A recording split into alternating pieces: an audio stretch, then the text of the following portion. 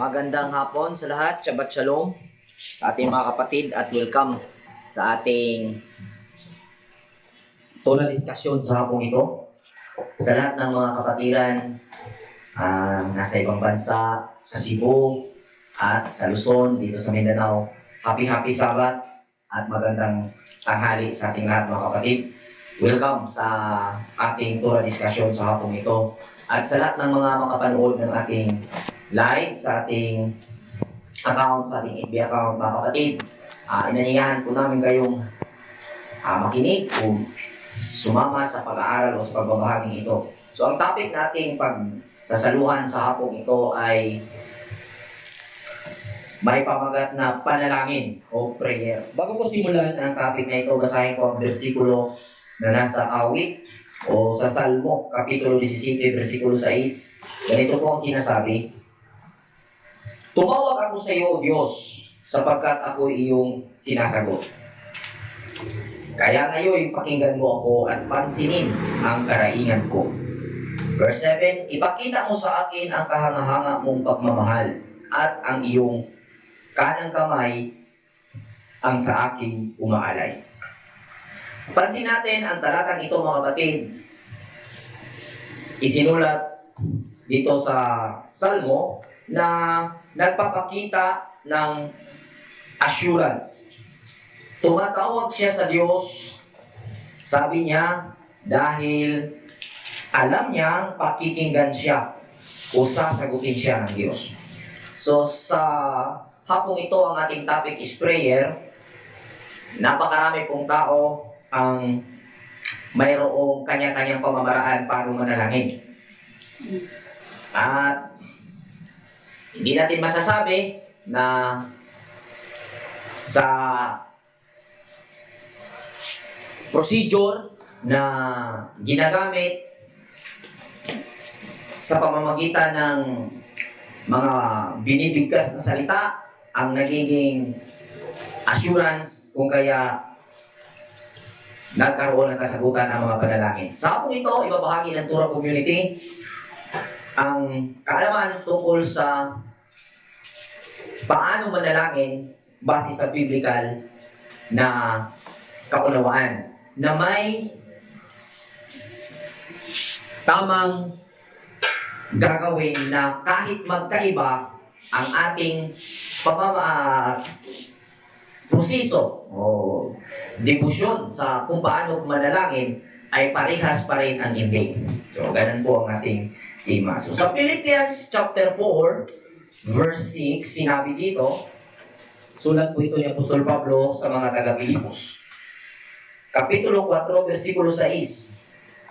"Huwag kayong mabalisa tungkol sa anumang bagay. Sa halip, hingin ninyo sa Diyos ang lahat ng inyong kailangan sa pamamagitan ng panalangin may pasasalamat."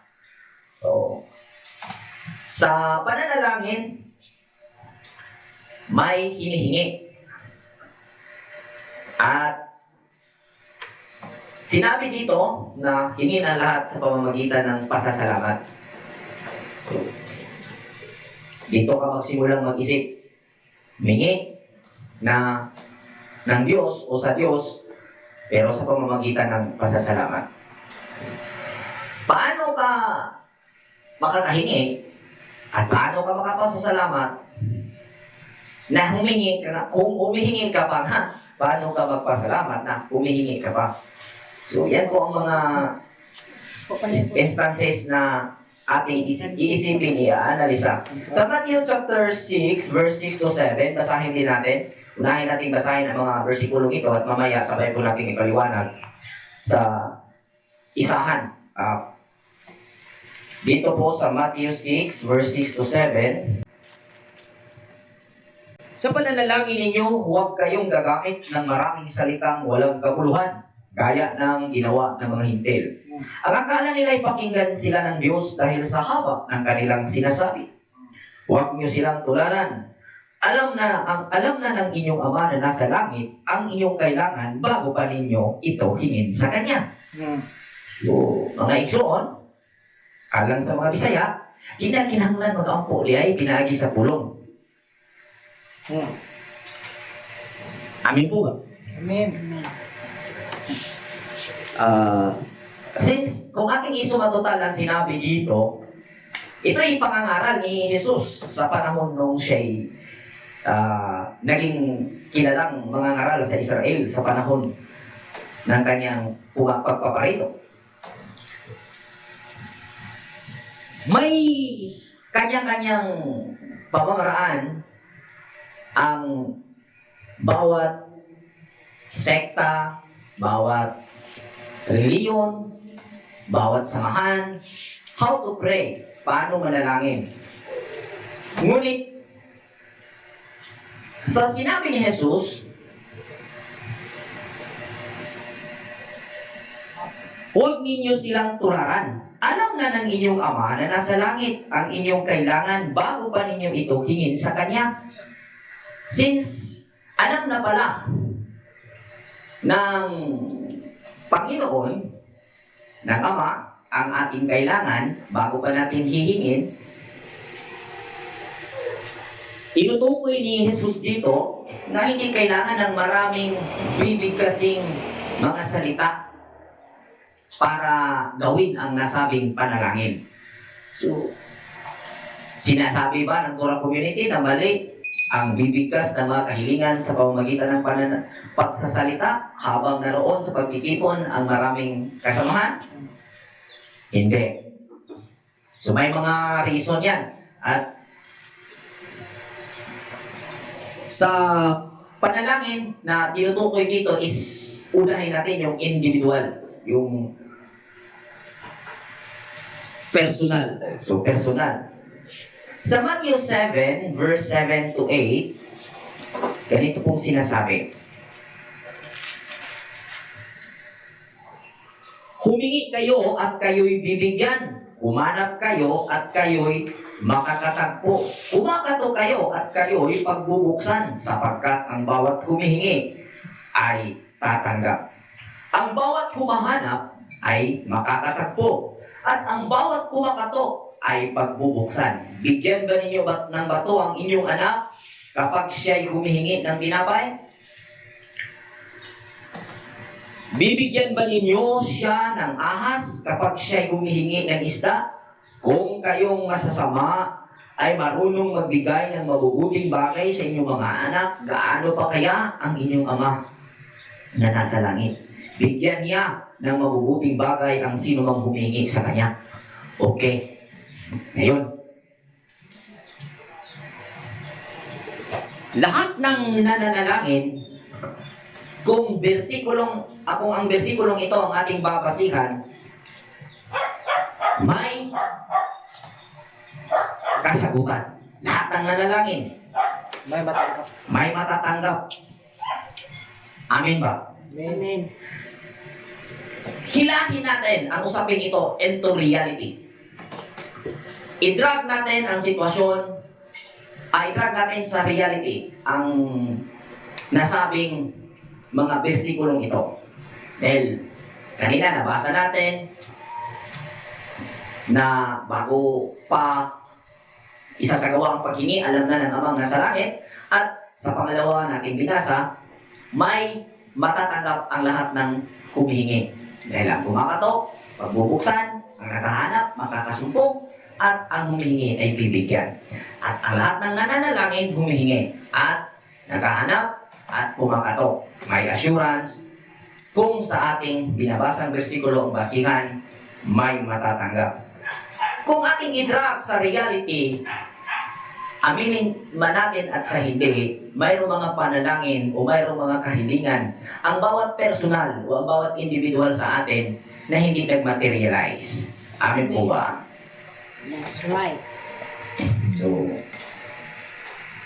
since napakarami pong bersikulo sa Biblia tungkol sa pananalangin, may mga nasabi sa proverbio na ang pananalangin ng taong masasama ay kasuklam-suklam sa Diyos. So, at sa James naman, sa Santiago, ang pananalangin ng taong matuwid ay malaki ang magagawa. So, ganito pala mga kapatid. Itong sinabi sa Matthew chapter 7 verse 7 na ang lahat ay makakatanggap, hindi po kasama dito ang masasama. Amen po ba? Amen. Hindi po kasama dito ang masasama. Dahil yung panalangin ng taong masama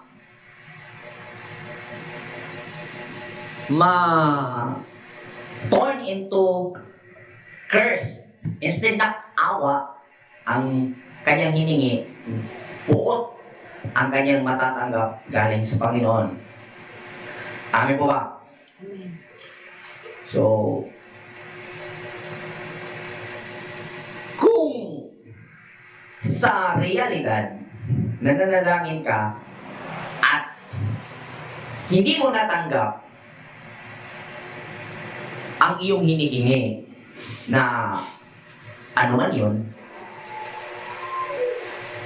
since nasabi natin na yung panalangin ng masasama ay kapuutan ng Panginoon at yung panalangin ng matutuwid ay malaki ang magagawa, pakiramdaman mo na masama ba ako? Amin po ba? Mahirap naman na ituro sa kamay. Hindi ka kasi pinapakinggan ng Diyos dahil ang iyong hinihingi hindi natatanggap dahil masama kang tao. Since sa realidad, marami tayong nakikita masamang tao na ang kanilang mga kahilingan ay kanilang nakukuha. Amin po ba? Dito ang crucial na stage sa explanation ng panalangin. Sa realidad, maraming matutuwid na tao na humihingi ng mga panalangin na hindi nakakamit. Marami tayong nakikita na namumuhay sa kasamaan, pero ang kanilang mga kailangan, mga kahilingan ay nakukuha. Para bang Unfair. hindi patas ang naging proseso o ang mga naging kaganapan ng mga pagtugon ng ating mga kahilingan. It's unfair. So ito yung nakita natin na mga kadahilanan. Una, matuwid ka ng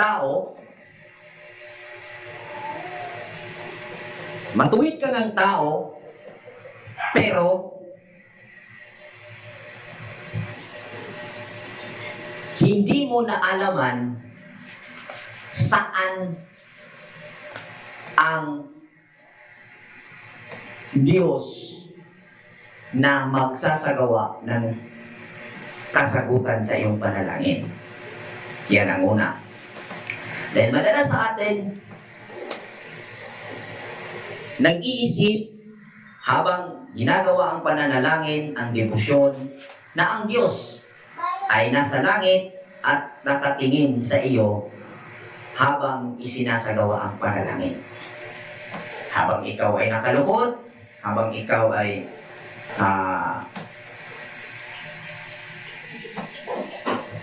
nagsagawa ng debosyon upang i-maintain ang nasabing prayer para marinig ng Diyos. Iniisip ng marami na ang Diyos ay nasa langit at kailangang isip yung puso yung na magiging pure habang hinihingi ito doon sa langit. At kapag nangyari na madinig ng Diyos ang iyong panalangin,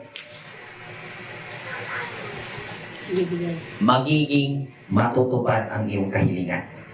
At para sa Turang Community, ang konsepto ng pagkaunawa sa ganon ay mali. Dahil ang Diyos wala sa langit sa ilikod ng alapaap. Kung mayroon kang mababasang ganong talata sa Biblia, ito ay mga salitang metaphor na kailangan mong intindihin. Since nasabi sa Biblia na kapag ikaw ay nanalangin, ang Diyos at ikaw ang magkausap. Wala namang nakaka-experience in reality na mayroong Diyos na sumasagot habang ikaw ay nananalangin. Mayroon tayong nababasa sa salaysay sa Biblia at sa mga kwento na sumagot ang Diyos sa Kanya. Ngunit in actual situation, in reality, wala pong ganong nakaganapan. Wala pong pisikal na boses na sumasagot sa mga panalangin habang nagsasagawa ang isang tao sa sarili niya. Ang pinaka-sure at pinaka-sigurado ang nakakarinig ng iyong panalangin ang sarili mo. Amen. Amen po ba? Amen. Tama. At kung ating intindihin ang maraming talata sa Biblia, ang sabi pa nga ng mga mananampalataya, kung wala ang Diyos, wala ka ng kahit anuman. Wala ka. Wala ka.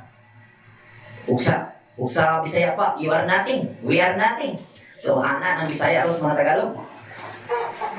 So,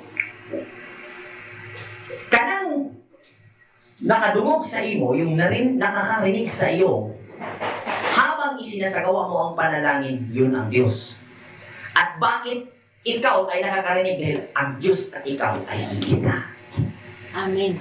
Amen.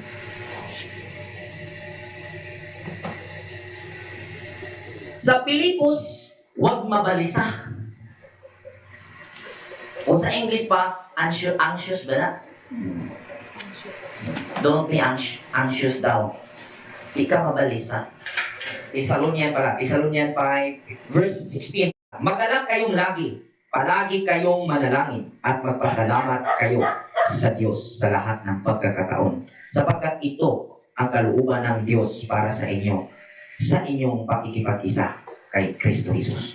So, magalak, i-maintain ang pagiging masiglahin, masayahin, mga kapatid. At since ang verse na una natin binasa kanina sa Philippians 4, verse 16, gawin ang lahat ng panalangin sa pamamagitan ng pasasalamat. Sa modern na mga aral na ating nakikita, no, dyan sa social media, in terms sa attraction, how to attract, hindi naman siya tulad ng mga pangangaral ngayon na nakabase talaga sa Biblia, habang kanilang itinuro ang kanilang mga kaparaanan.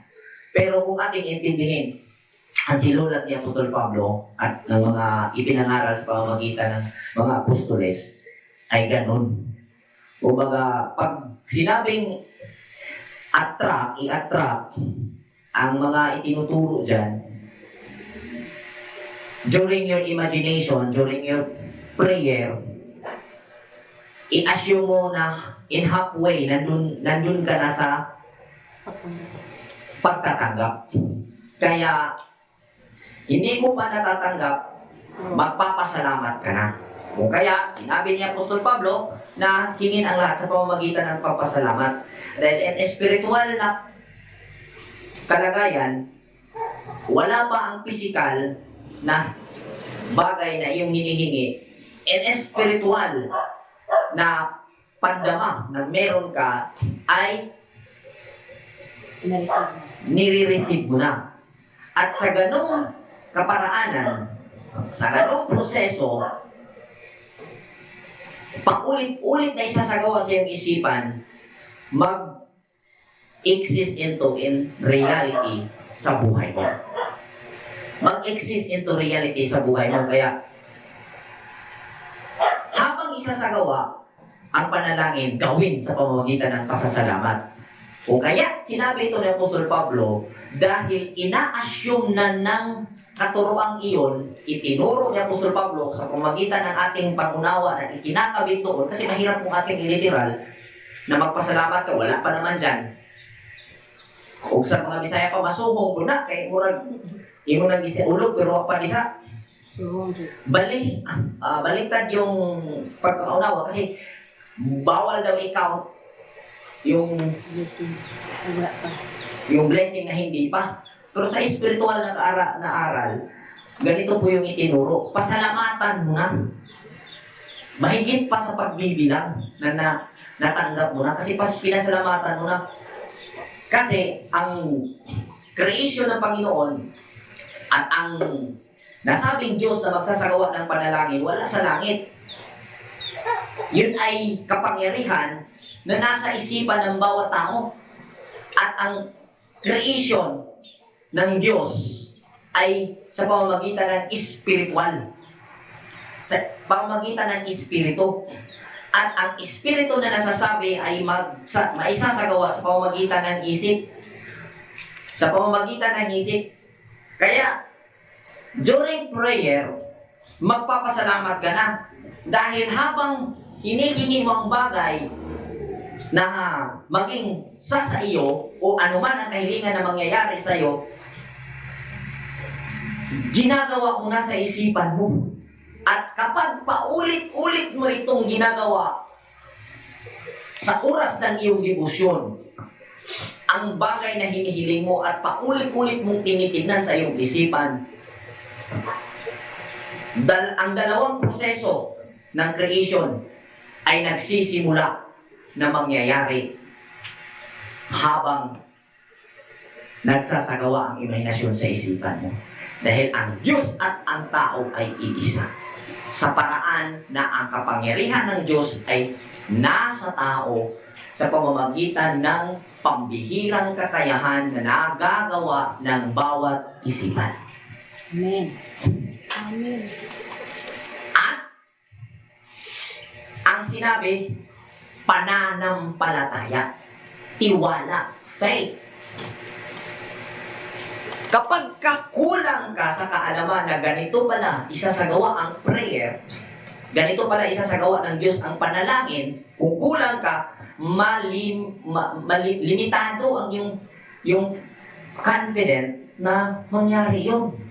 Pero kung tunay na naunawaan mo na yung kapangyarihan ng Diyos ay nasa tao sa pamagitan ng kapangyarihan ng isipan na nasa bawat individual, kung gaano ito kamakapangyarihan, magagawa po ito. Kung kaya sinabi, ang lahat ay walang imposible sa Diyos. Amen po ba? Amen. Biruin mo sa teknolohiya natin ngayon, kapatid mo, kaibigan mo, kakilala mo na sa ibang bansa, na sa Europa, sa anong sulok ng mundo, kapag tumawag ka at naka-on yung video mo, may internet connection ka, nakikita mo siya through cellphone. At yan ay produkto ng panalangin ng inventor ng cellphone. Produkto ng prayer. Iniisip niya, ini-imagine niya at nangyari ang proseso at lumabas ang teknolohiyang cellphone, ang mga kaparaanan at nangyari na materialize ang kaniyang invention na nagmumula sa prayer.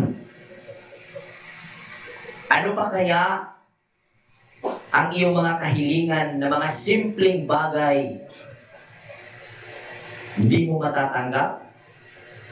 Na kung saan in reality nakikita mo yung mga pambihirang bagay ngayon ay nagagawa sa pamamagitan ng kapangyarihan ng isipan, kung saan dito natin na-access ang Diyos sa pamamagitan ng kapangyarihang ito na tayo ay nagkaroon ng unawa. Amen po ba? Amen. Ito yung mga posible na naging hadlang ng mga matutuwid na tao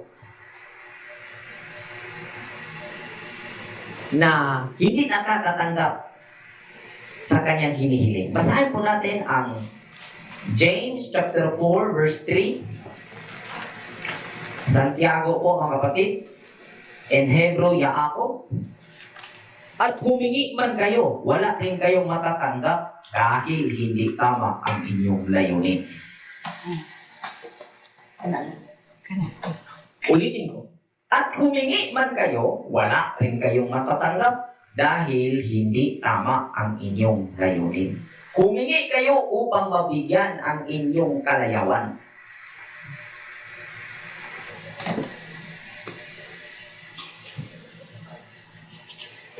Buukan lagi ka. Pero ang imong kasing-kasing samtang ikaw nag-ampo nga makabot ang maong butang, dili para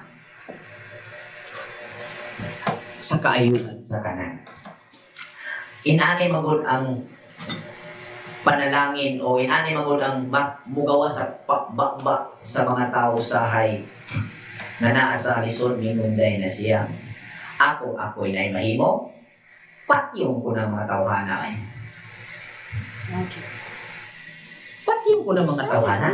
Kung ako'y na'y mahimo, aka na mga tawhana, di ko na atagan. Tagalog. Ganito kasi yung sinasabi, kung kaya may kukonek natin dito sa versikulo natin binasa dahil hindi tama yung layunin. Sinasabi ng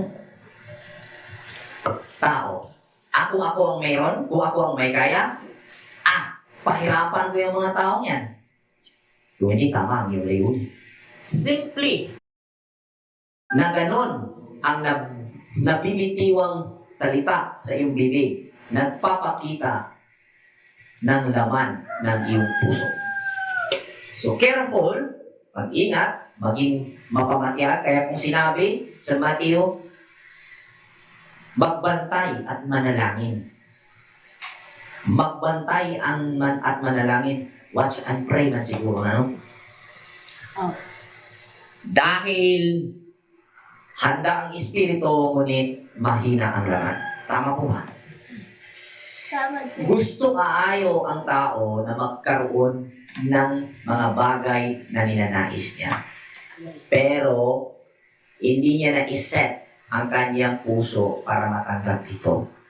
Kaya, hindi na ipapadala ng Diyos ang mismong bagay na tinutumbok ng kanyang atensyon na siya'y magkaroon ng ganun dahil hindi na iayos ang kanyang isipan at nagpapadala ng ibang sitwasyon ang Diyos dahil nais ng Panginoon na ang tao ay maturuan.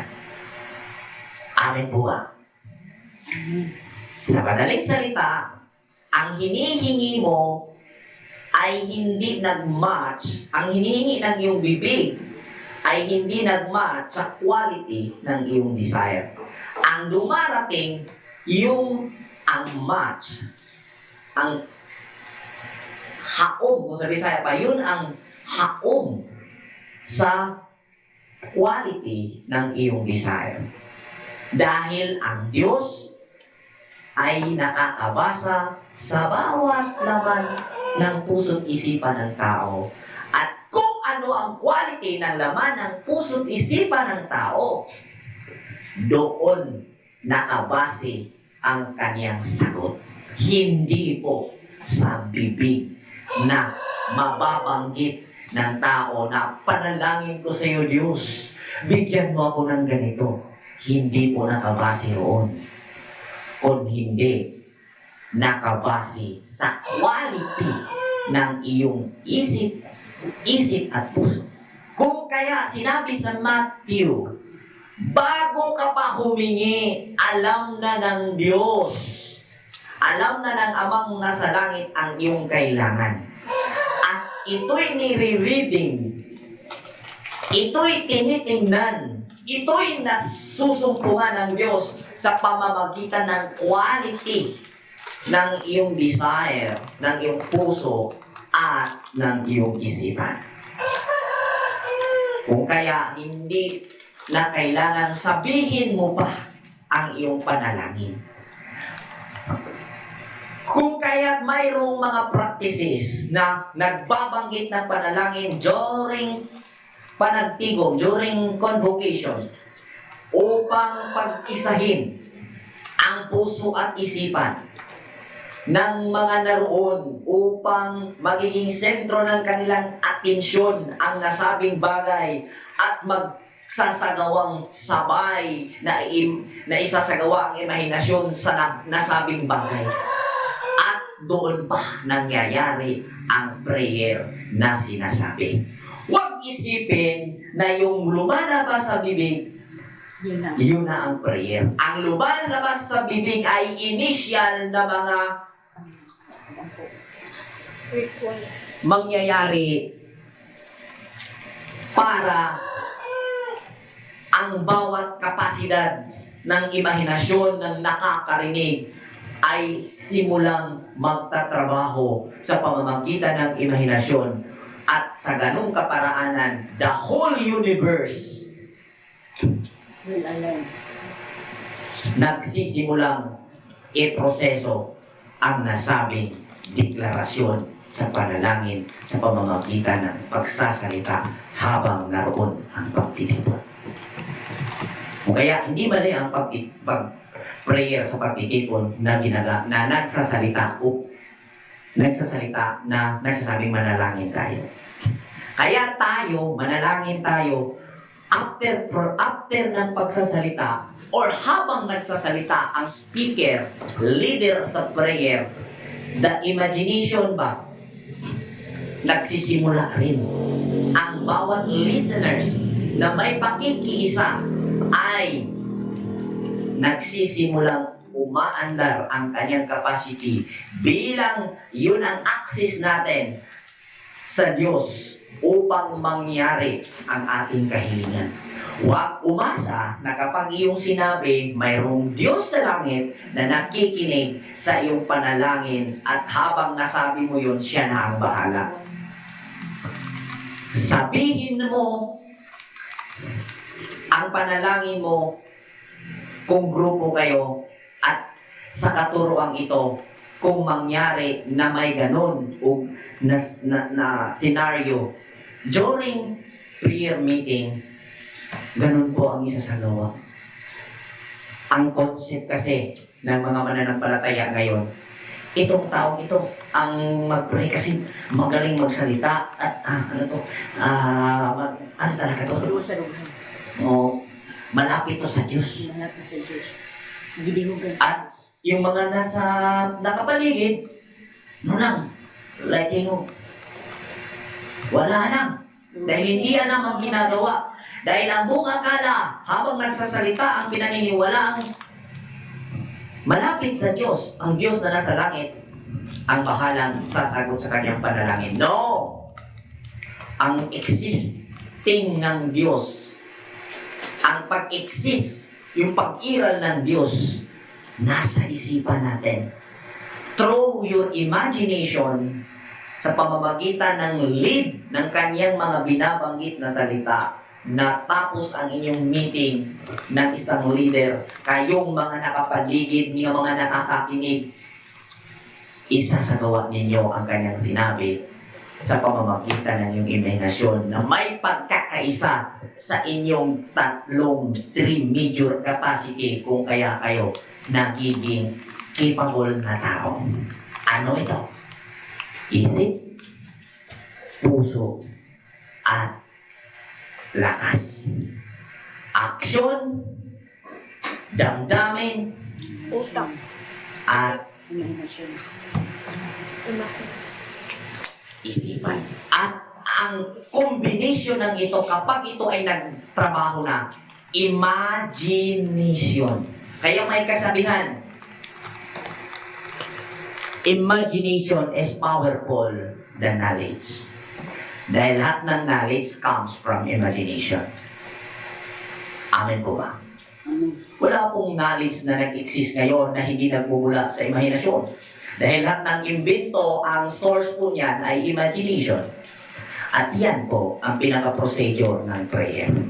Kung kaya mayroon kang mga hindi natatanggap, simulan mo na isasagawa ang sinabing how to attract, paano mag-attract. Hiningi mo, i-assume mo in spiritual aspect na nasa sayo na. At dahil ina-assume mong nasa sayo na, thankful ka na, nagpapasalamat ka na. Kapag hindi mo nagawa ang pagpapasalamat habang wala pa, in-spiritual pa na iniisip mo, malabo mangyari na makakapagpatuloy ka sa debosyon na nasasabi. Para mangyaring magkaroon ka ng pananampalataya, gawin mo ito na debosyon. Kung may kahilingan ka. At alam natin lahat, tayo ay may kahilingan. At para may sigurado, set your heart para magiging servant ka ng kabutihan. Kung meron kang hinihingi, yun ay para sa kabutihan, hindi para sa kalayawan. Amin po ba? Amen. Yan po ang prayer. So, marami pa tayong mga bersikulo na nandito na para suportahan ng prayer. Kung nawa, naging malinaw po ito. So, yung purpose ng prayer, communication sa Lord, communication sa Creator, at ang Creator, hindi po mahirap i-communicate dahil wala po siya doon sa itaas. Nandito po siya sa atin. Ang sa atin, kailangan nating malaman at magtiwala na itong personal natin, yan ang Diyos. O kaya ang tawag natin sa Kristo, personal Savior. Dahil ang karunungang meron ka, yan ang personal Savior mo. At yung quality ng karunungan na nasa iyo ay pinadala yan ng sistema o ng Diyos base sa quality ng desire mo. Kaya para magkaroon ka ng matalas na karunungan, linisin mo ang iyong puso at isipan. Ano ba? Kaya pag nanalangin, linisin ang isipan. Kaya ang benepisyo ng pananalangin, first is kapasayloan. Ikatuwa, ano yung kapasayloan? Kapatawaran. Pangalawa, kagalingan. Pangatlo, kasiglahan. Pang-apat, kapayapaan. Pang-lima, kagalakan.